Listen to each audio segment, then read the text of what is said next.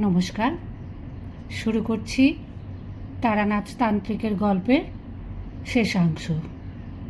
শুরু করার আগে একটি অনুরোধ, গল্পটি ভালো লাগলে লাইক, শেয়ার এবার কমেন্ট অবশ্যই করবেন।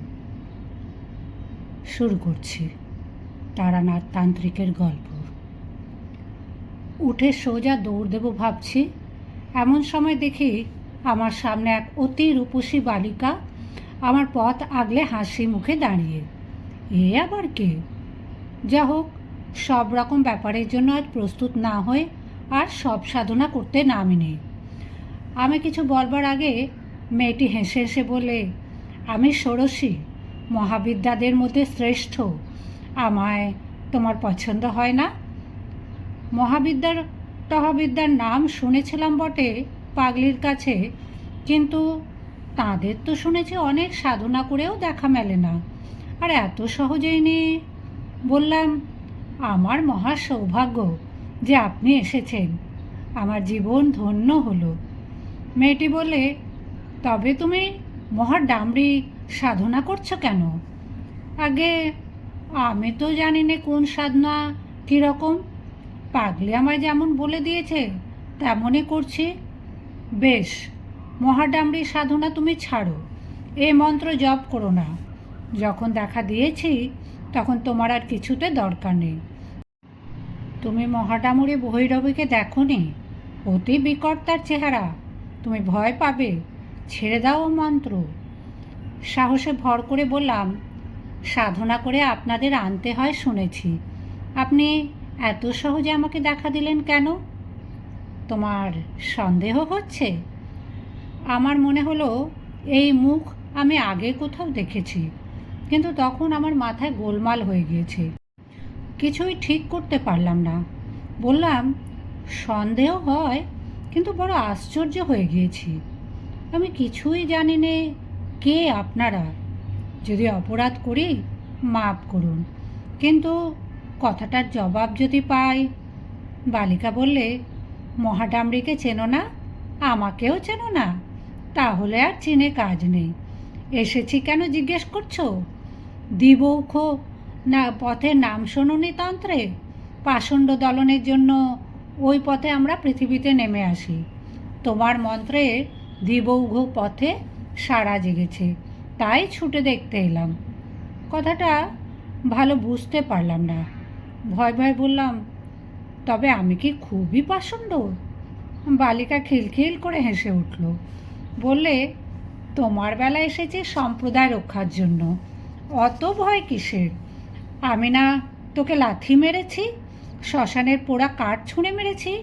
তোকে পরীক্ষা না করে কি সাধনার নিয়ম বলে দিয়েছি তোকে? আমি ভয়ানক আশ্চর্য হয়ে গিয়েছি। বলে কি? মেয়েটি আবার বলে, কিন্তু মহাডামরির বড় ভীষণ রূপ, তোর যেমন ভয় সে তুই পারবি না, ও ছেড়ে দে। আপনি যখন বললেন তাই দিলাম। ঠিক কথা দিলাম। এ সময় যে শবদেহের উপর বসে আছি তার দিকে আমার নজর পড়ল। পড়তেই ভয় ও বিস্ময়ে আমার সর্বশরীর কেমন হয়ে গেল। শবদেহের সঙ্গে সম্মুখের ষোড়শীর রূপসীর চেহারার কোনো তফাৎ নেই, একই মুখ, একই রং, একই বয়স। বালিকা ব্যঙ্গের হাসি হেসে বলে, যে দেখছিস কি? আমি কথার কোনো উত্তর দিলাম না। কিছুক্ষণ থেকে একটা সন্দেহ আমার মনে ঘনিয়ে এসেছিল, সেটা মুখেই প্রকাশ করে বললাম, কে আপনি? আপনি কি সেই শ্মশানের পাগলি নাকি? একটা বিকট বিদ্রুপের হাসিতে রাত্রির অন্ধকার চিরে ফেরে চৌচির হয়ে গেল। সঙ্গে সঙ্গে মাঠময় নরকঙ্কালগুলো হাড়ের হাতে তালি দিতে দিতে এঁকে বেঁকে উদ্দাম নৃত্য শুরু করলে, আর অমনি সেগুলো নাচের বেগে ভেঙে পড়তে লাগলো। কোনো কঙ্কালের হাত খসে গেল, কোনোটার মেরুদণ্ড, কোনোটার কপালের হাড়, কোনোটার বুকের পাঁজরগুলো। তবুও তাদের নৃত্য সমানেই চলছে। এদিকে হাড়ের রাশি উঁচু হয়ে উঠল, আর হাড়ে হাড়ে লেগে কি বিভৎস ঠক ঠক শব্দ। হঠাৎ আকাশের এক প্রান্ত যেন জড়িয়ে গুটিয়ে গেল কাগজের মতো, আর সেই ছিদ্রপথে যেন এক বিকট মূর্তি নারী উন্মাদিনীর মতন আলু থালু বেশে নেমে আসছে দেখলাম। সঙ্গে সঙ্গে চারপাশের বনে শেয়ালের দল আবার ডেকে উঠল। বিশ্রী মরা পচার দুর্গন্ধে চারিদিক পূর্ণ হলো। পেছনের আকাশটা আগুনের মতো রাঙা মেঘে ছেয়ে গেল। তার নিচে চিল শকুনি উঠছে সে গভীর রাত্রে। শেয়ালের চিৎকার ও নরকঙ্কালের ঠোকাঠুকি শব্দ ছাড়া সেই ভয়ানক রাতে বাকি সব জগৎ নিস্তব্ধ, সৃষ্টি নিঝুম।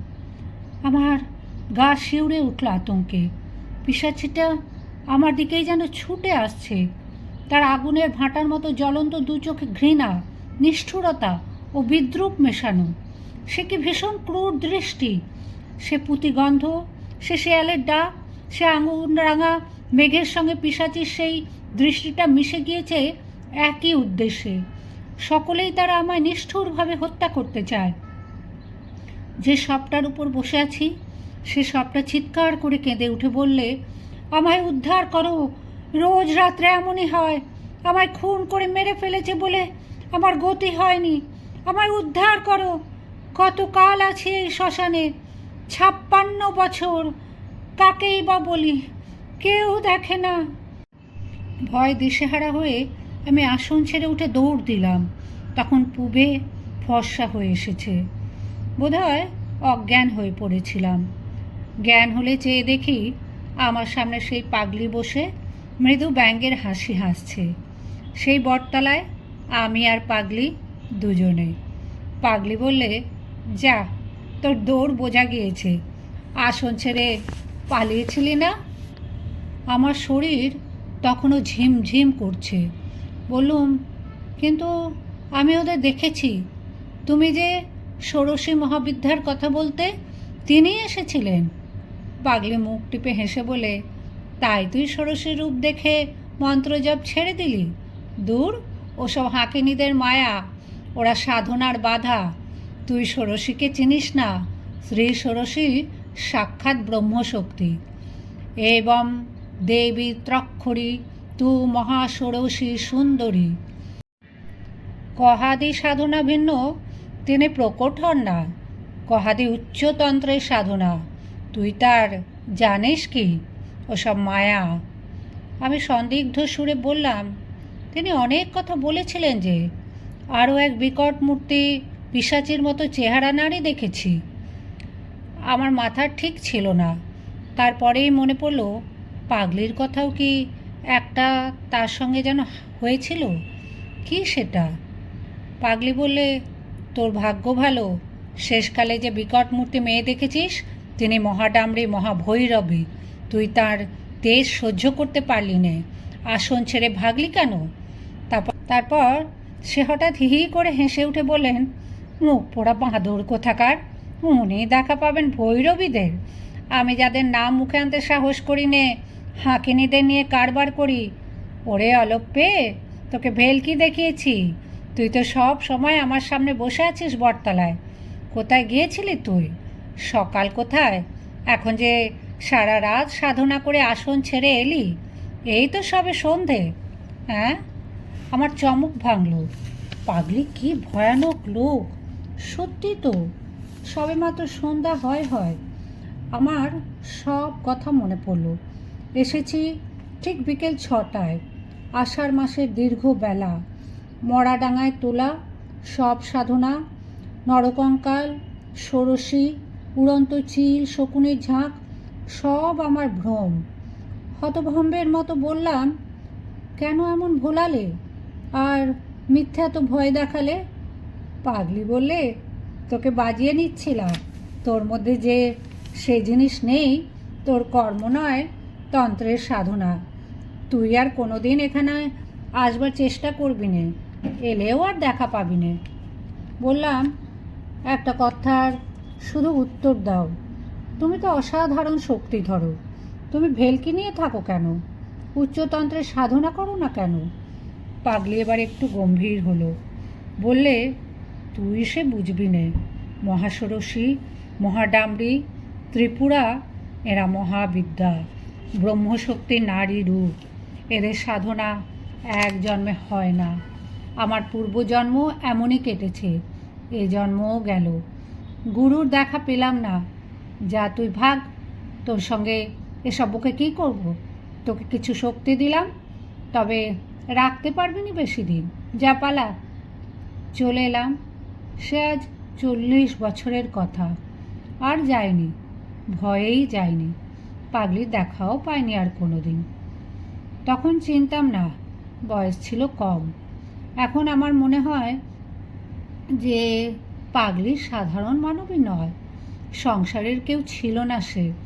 লোকচক্ষুর আড়ালে থাকবার জন্যে পাগল সেজে কেন যে চিরজন্ম শ্মশানে মশানে ঘুরে বেড়াতো, তুমি আমি সামান্য মানুষ তার কি বুঝবো। যাক সেসব কথা। শক্তি পাগলি দিয়েছিল, কিন্তু রাখতে পারিনি। ঠিকই বলেছিল, আমার মনে অর্থের লালসা ছিল, তাতেই গেল। কেবল চন্দ্রদর্শন এখনো করতে পারি। তুমি চন্দ্রদর্শন করতে চাও? এসো, চিনিয়ে দেব। 2 হাতের বুড়ো আঙুল দিয়ে। আমি দেখলাম তারানাথের বকুনি থামিবে না যতক্ষণ এখানে আছি। উঠিয়া পড়িলাম। বেলা 12টা বাজে। আপাতত চন্দ্রদর্শন অপেক্ষাও গুরুতর কাজ বাকি।